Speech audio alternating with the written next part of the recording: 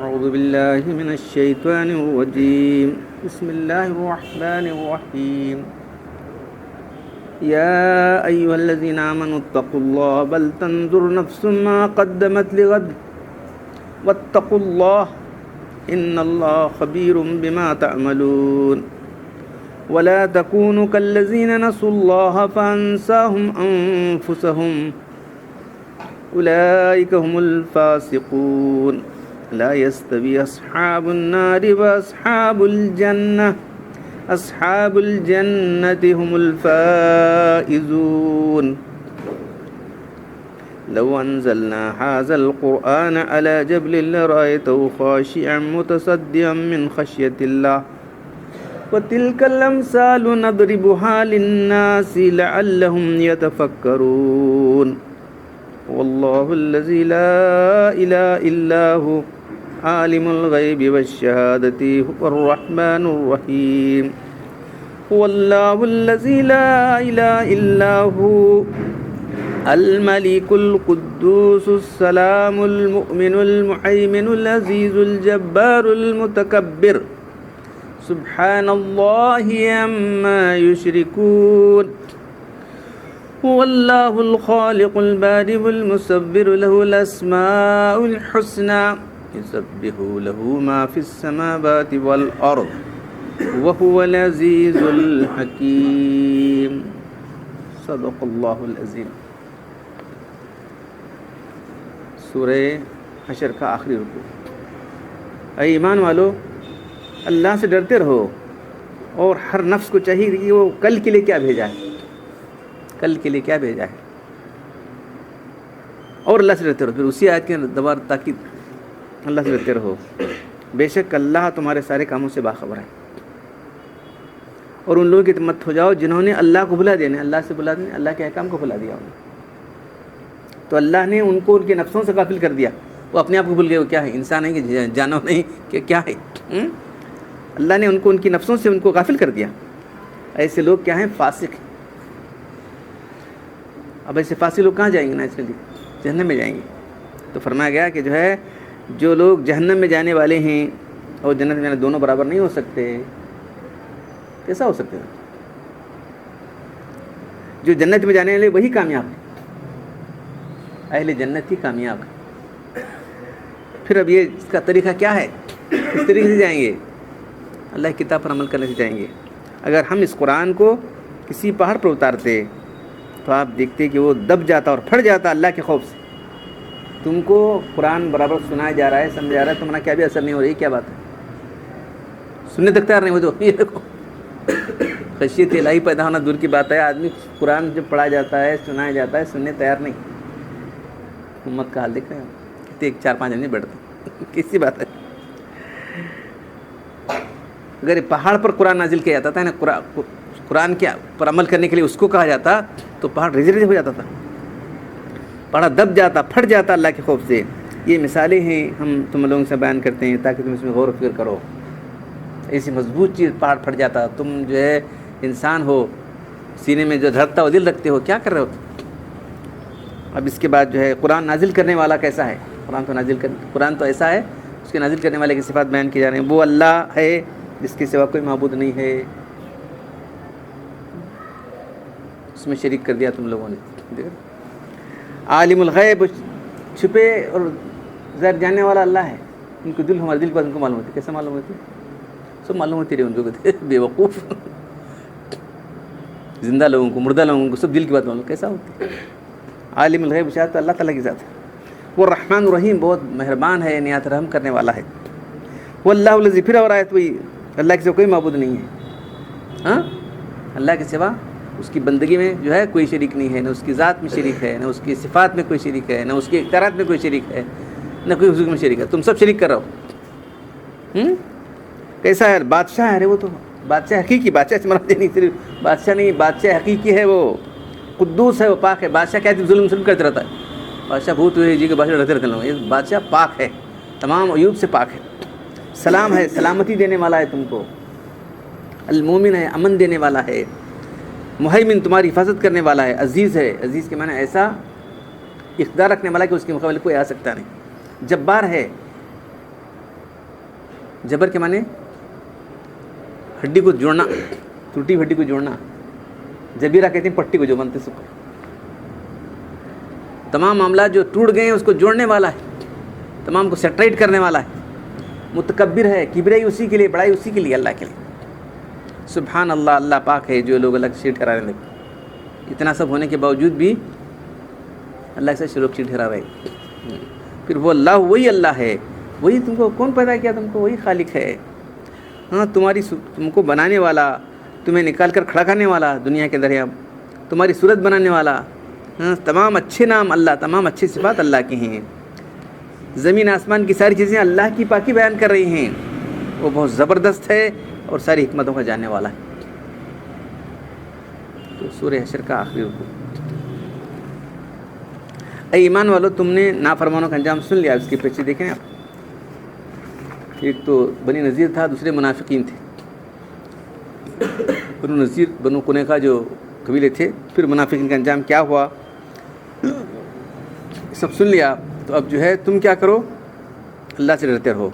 हर शख्स देख ले कि वो कल के वास्ते, कल यानी क्या, मरने के बाद जो दिन आने वाला कल, क़यामत।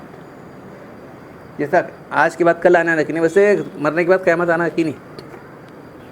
क़यामत का आना इतना यकीन है जैसा तुम कल करेंगे लेकर बोलते नहीं क्या, अब नफल कल करेंगे क्या, वैसे यकीन है। तो उसको कल कहा गया, कल के वास्ते क्या ज़ख़ीरा भेजा है उसने। आमाल सालेह करो जो ज़ख़ीरा हुई आखिरत में। इस तरह तहसील ताआत में, आमाल सालेह में तक़वा क्या हुक्म है, इस तरह नेक आमाल करने में। उसके बाद बुराई से बचना, सबसे अहम चीज़ तो बचना। किससे बचना है? सबसे बड़ा गुनाह शिर्क और कुफ्र से बचना है। वत्तकुल्लाह, बचो। किससे बचो? शिर्क से, कुफ्र से, तमाम गुनाहों से बचो। पहले तक़वा के अंदर जो है इताअत के मुतालिक है, अल्लाह की इताअत करो। दूसरा इत्तकुल्लाह के माने तमाम मासी, तमाम गुनाहों से बचो। और आगे फरमाया गया है कि तुम इस तरह जो है, अल्लाह तुम्हारे सारे कामों को देख रहा है, कोई काम उसका तुमसे छुपावा नहीं। तुम कितना भी छुप कर करो, वो काम से छुपने वाला नहीं। फिर फरमाया तुम उन लोगों की तरह मत हो जिन्होंने अल्लाह के अहकाम से बेपरवाही की। इस तरह अल्लाह के अहकाम की नाफरमानी की, अल्लाह ने खुद उनको जानों से बिनको गाफिल बना दिया, उनकी अक्ल मारी गई। उनको खुद मालूम नहीं कि उनका नफ़ा क्या, नुकसान क्या है। नफ़ा क्या है? कामयाब होना है। कामयाब कैसे होता है? इस तरीके से अमल करने से कामयाब होता है। वो करीब अमल नहीं होता, दूसरे तरीके कामयाब नहीं, तो कोई रास्ता नहीं है। अल्लाह रसूल की इताअत के बगैर कोई रास्ता कामयाबी का बताओ। तुम जो रास्ता चल रहे हो ये कामयाबी का रास्ता नहीं है, ये शिर्क का रास्ता है, बिदअत का रास्ता चल रहे तुम लोग।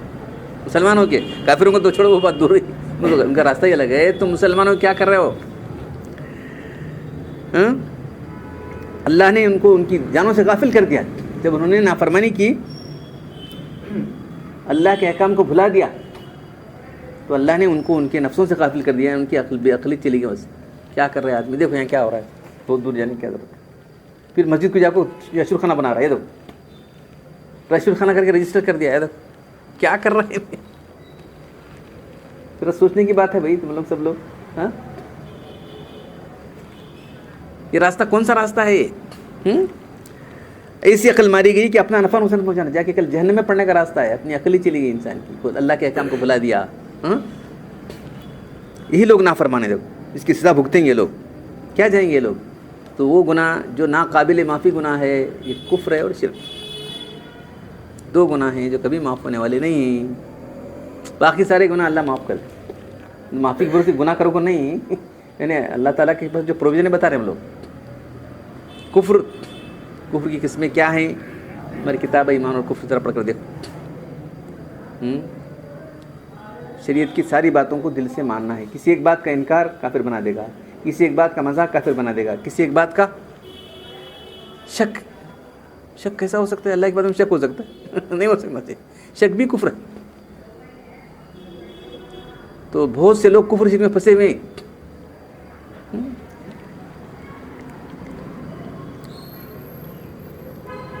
तो अस्हाब जन्नत होना चाहते हैं, इसलिए फरमाया गया जो जन्नत में जाने वाले जहन्नम में जाने दो, ये तो अलग है, वो अलग है। किस तरह का वहाँ का अज़ाब है? वहाँ की आग यहाँ की आग से 70 गुना तेज़ है, मालूम? سب سے ہلکا عذاب کیا ہونے والا ہے؟ 2 جوتیاں آنکھ کی پہنائی جائیں گی تو دماغ ہانڈی کی طرح کھولنے لگے گا. کہاں ہے، کدھر ہے وہ؟ یہاں پاؤں میں ہے لیکن ہونے لگے گا. ایسی سخت عذاب. اور سمجھے گا کہ سب سے ہلکا، سب سے سخت عذاب مجھے سمجھے گا آدمی. وہ آدمی سب سے سخت عذاب تو مجھے اپنے کو سمجھے گا، جس کو جہنم کے اندر ہی جھونکا جائے گا. ہاں، اس کو جو ہے وہاں کا جو زخم کھانا پڑے گا. ہاں، وہاں کا کھولتا پانی، منہ پانی لیتے منہ ہوٹے گر جائے گا، نکل کے آ جائے گا. ایسی سخت چیز جہنم ہے، معلوم ہے. تو یہ قرآن تم کو جنت کی طرف بلا رہا ہے، تم کیا کر رہے ہو؟ جہنم کے راستے پہ جا رہے ہو. اگر یہ قرآن کسی پہاڑ پر نازل کرتے اور اس کے اندر جو تم کو سمجھ ہے اتنی اس کو ہوتی تو دیکھتا کہ خدا کے خوف سے دب جاتا اور پھٹ جاتا. اس پہاڑ ہے نا، مضبوط چیز ہے نا، بہت پہاڑ پتھر ہے، بہت مضبوط سخت چیز ہے. پہاڑ کے سارا مضبوط ہے بولتے نا، ہلتا نہیں وہ. تو ویسے اتنا مضبوط چیز جیسی ہو جاتی. تم کو ہم نے جو ہے سوچ سمجھ دی، عقل دی، تم کیا کر رہے ہو اللہ کے کام کے مقابلے میں. مگر انسان میں غلبہ شہوت کی وجہ سے اثر نہیں ہو رہا ہے. قرآن کی مواعظ کا اثر نہیں ہو رہا ہے. اس مضامین کو ہم لوگوں کے سامنے بیان کرتے ہیں تاکہ وہ سوچیں. اب جو ہے لعلہم یتفکرون، تو فکر کرنا بھی ضروری ہے، غور کرنا ضروری ہے. بلائنڈلی اوندے پڑھنا نہیں ہے. عباد الرحمن، اللہ کے رحمان کے بندے، سورہ فرقان میں ہے وَإِذَا ذُكِّرَ لَمْ يَخِرُّوا عَلَيْهِ صُمًّا وَعُمْيَانًا. اندھے بہرے ہو کر نہیں پڑھتے اس پر، سوچ سمجھتے ہیں لوگ. معلوم جب ہماری آیتیں سنائی جاتی ہیں، رحمان کی آیتیں سنائی جاتی ہیں، تو اس پر اندھے بندے بڑھ دوڑ لوگ سوچتے سمجھتے ہیں. وہ لوگ اور فکر کرتے ہیں کیا آیتیں ہیں، کیا مطالبہ ہم سے ہو رہا ہے، ان کو کیا کرنا ہے. قرآن نازل کرنے والے کے صفات بیان کیے گئے، انشاءاللہ کل سناؤں گا. تو اب جو ہے تفسیر میں سورہ حشر میں شروع میں کفار، اہل کتاب، مشرکین، منافقین کے حالات بیان کر کے دنیا اور آخرت میں ان کا انجام بیان کیا گیا. اب ایمان والوں کو خبردار کر رہے ہیں. تو پہلی آیت میں 2 مرتبہ واتقوا اللہ 2 مرتبہ ہے. واتقوا اللہ ولتنظر نفس ما قدمت لغد. ہر انسان کو سوچنا چاہیے کہ انہیں کل کے لیے کیا بھیجا ہے. تو چند باتیں. اول اس آیت میں لفظ کو قیامت کو غد سے، کل سے تعبیر کیا گیا ہے. معنی آنے والی کل سے مراد 2 کل نہیں ہمارے پاس، دوسری جگہ نہیں ہے. یہ گیا سو کل، ایک آیا سو کل.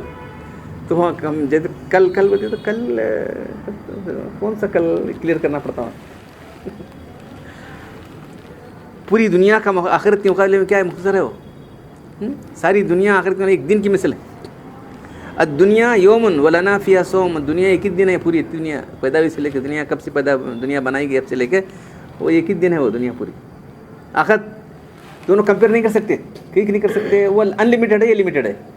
یہ کہتے 1000 سال ہوئے تو کیا لکھیں، تو چند لاکھ سال ہو جائیں، 1000 سال ہو جائیں دنیا، تو بھی وہ آخرت میں کیا بالکل ایک تھوڑا دن دکھے گا.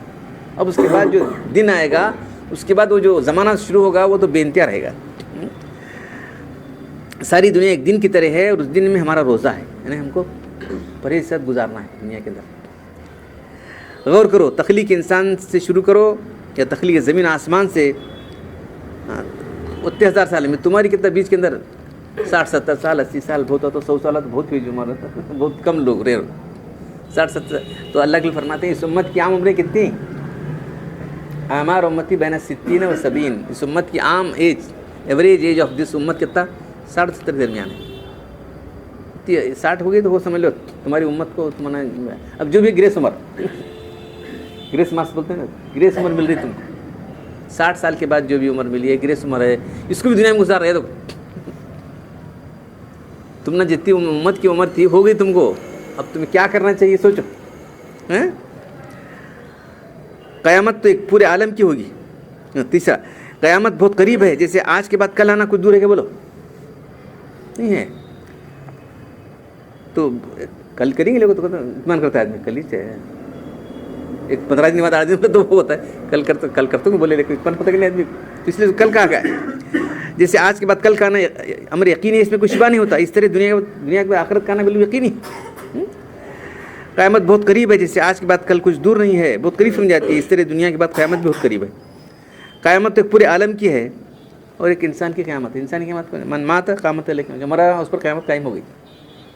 بس تو پھر تیرا وہ کیا کرنے کا، لیکن پیچھے کیا ہوتے رہتا ہے. وہ ایسا ہوں گا، عیسیٰ علیہ السلام آئیں گے، دجال نکلیں گا، فلاں ہوں گا، وہ یہ کیا ہے. یاجوج ماجوج نکلے. کنسرن اس کیا ہے, تو چلے گیا اب عالم آخرت کے اندر, من مات قامت علیہ قیامہ. تو مرنے کے بعد جو ہے قبر عالم آخرت کے آثار شروع ہو جاتے ہیں وہاں پر, اور عذاب و ثواب کے نمونے سمجھ آتے ہیں, کیونکہ عالم قبر جس کو عالم برزخ کہا جاتا ہے ویٹنگ روم کی طرح ہے. وہ تمہیں جو ہے نیک صالح انسان ہے تو تمہارے لیے ویٹنگ روم کیا ہے, اچھے فرسٹ کلاس ویٹنگ روم, بہت اچھا فرسٹ کلاس ویٹنگ روم ہے جی ان کے لیے. کافروں کے لیے کیا ہے, جیل خانہ ہے وہ. مجرموں کے لیے حوالات, جیل خانہ ہے وہ ان کے لیے. تو وہاں ہی سب شروع ہو جاتا ہے. ویٹنگ روم میں تمہارے لیے ساری چیزیں, جنت کی ساری چیزیں مہیا ہو جاتی ہیں, جنت کا سب مزہ آنے لگتا ہے ویٹنگ روم کے اندر. ان کے لیے سب جو ہے جیل میں ڈالے, جیل میں کیا رہتا ہے ابھی فیصلہ تو ہونے کا دور ہے, ابھی آخرت میں ہونے والا فیصلہ یہاں. اس لیے مرنے کے ساتھ ہر انسان اپنی قیامت آ جاتی ہے. مرنے کے بعد ہر انسان کے ساتھ انسان کا مرنا اللہ کے ایسا معاملہ بنا ہے, کوئی بڑے سے بڑا فلسفی نہیں کہہ سکتا کب مرتا ہے. بولو, میں آج کل صبح تو کرتا ہوں, کون سا آدمی بول سکتا, بولو کوئی بول سکتا نہیں.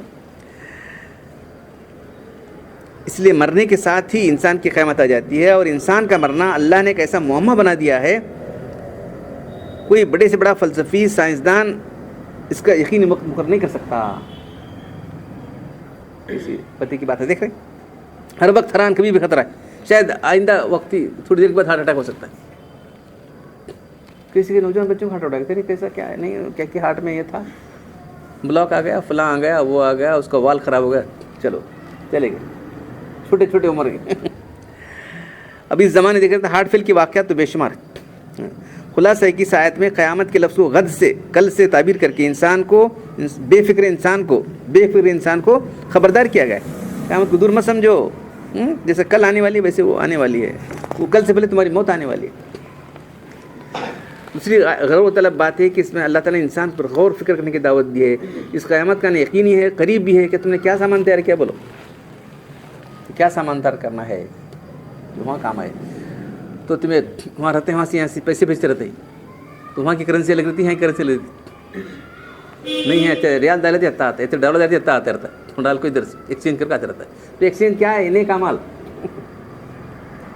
نیک برے اور اچھے اعمال ایکسچینج ہونے والے. یاد رکھو سب سے پہلی چیز ایمان ہے. ایمان ہے تو ہے, جس کا ایمان نہیں ہے کچھ بھی نہیں اس کو.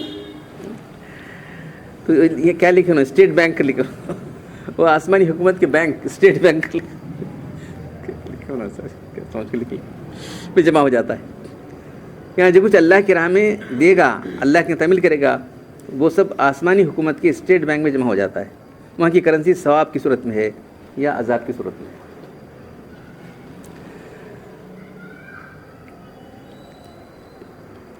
دو جگہ لفظ قدمت کے بعد جو ہے اتقوا اللہ کا دو جگہ ہے. ایک جگہ اعمال کرنے کے بارے میں ہے, ایک جگہ گناہوں سے بچنے کے بارے میں.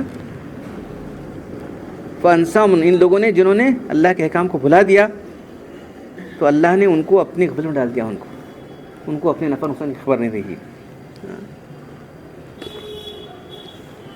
تو یہ قرآن خبردار کر رہا ہے, تم کو بیدار کر رہا ہے.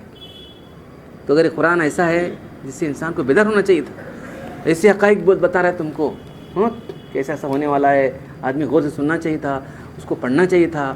کیا قرآن میں ہے, اللہ تعالیٰ کس کے لیے, تمہارے بندوں کی بھلائی کے لیے, ہمارے کیا کیا اس کے اندر آگے سب ہونے والا ہے, سب کچھ تمہاری ہدایت کا ذریعہ ہے. کوئی توجہ نہیں ہوتی. دنیا کی ساری کتابیں پڑھتا نہیں پڑھتا, قرآن نہیں پڑھتا. یہ قرآن اگر پہاڑ پر نازل کیا تھا تو اس کا حال یہ ہوتا تھا.